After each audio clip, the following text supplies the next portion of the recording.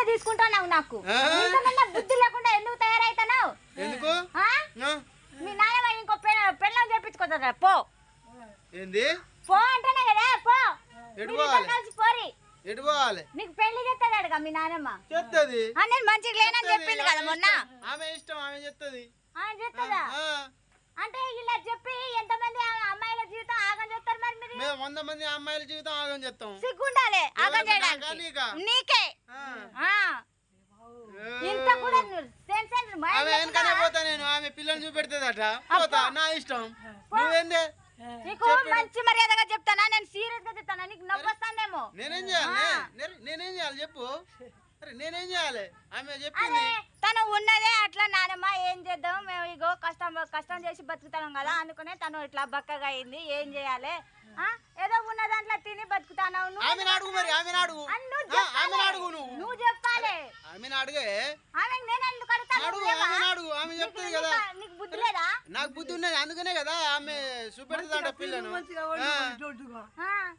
చూపెడుతుందట పెళ్లి చెప్పిస్తుందట ఆమె వెనక నేను పోతా నువ్వు ఆమెను అడగక నన్ను అడుగుతావు అట్లా చెప్పినప్పుడు నా ఇంటి పరిస్థితి బాగలేదు తను అట్లా తినక ఏదో ఒకటి కాక అట్లా అయిపోయిందని చెప్పాలి గాని సరే మేము కూడా ముందుకు చేసుకుంటున్నా ఎక్కడుంది నాన్న చూపి అంటాను పిల్లట మంచిగా ఉన్నదట సిగ్గలేదు ఆ పిల్లకు నీకు నువ్వేంది పిల్ల మంచిగా ఉన్నదట జామకాయ లెక్క ఉన్నదట అందుకనే ఆమె చేసుకో బిడ్డ అంటాంది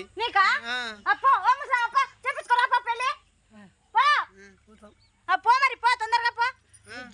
మంచిగా తిని దొడ్డు నేను తినను నీ మనోడు ఏం బాగా ఇంత ఇంత తెచ్చి పెడతాడా కారం తినేవద్దు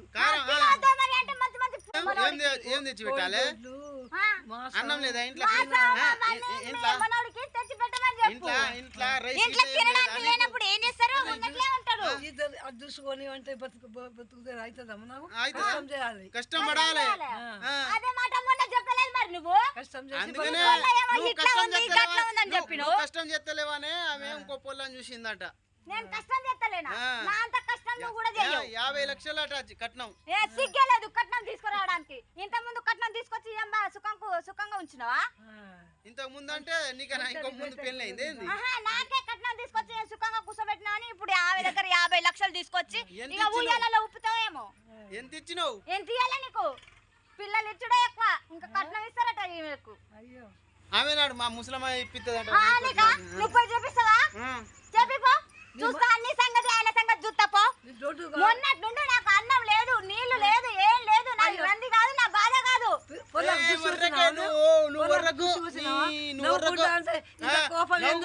ఎందుకు మా ఇష్టం మా ఇష్టం అని చెప్పు మా ఇష్టం అని చెప్పు తెలియదు మా ఇష్టం మా ఇష్టమే మా ఇష్టమే మా ఇష్టమే మేము అట్నే చేసుకొస్తాం నీకేంది మేము ఇద్దరం పోయి చేసుకొస్తాం నీకు అవసరమా మేము పోతాం మేము చేసుకొస్తాం నీకేం అవసరమే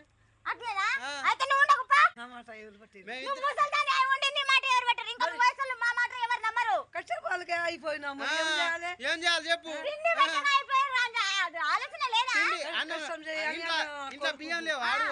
బియ్యం లేవా మరి ఇంకేం తింటారు తిను కోడి గుడ్డు తిను ఇంకేం తింటారు చెప్పు మరి గాలి గిట్లా కొట్టాలన్నాడు ఎట్లా అయినావు మరి పప్పుకి ఇట్లా కొట్టాలి మొత్తం ఆగం చెప్తాడు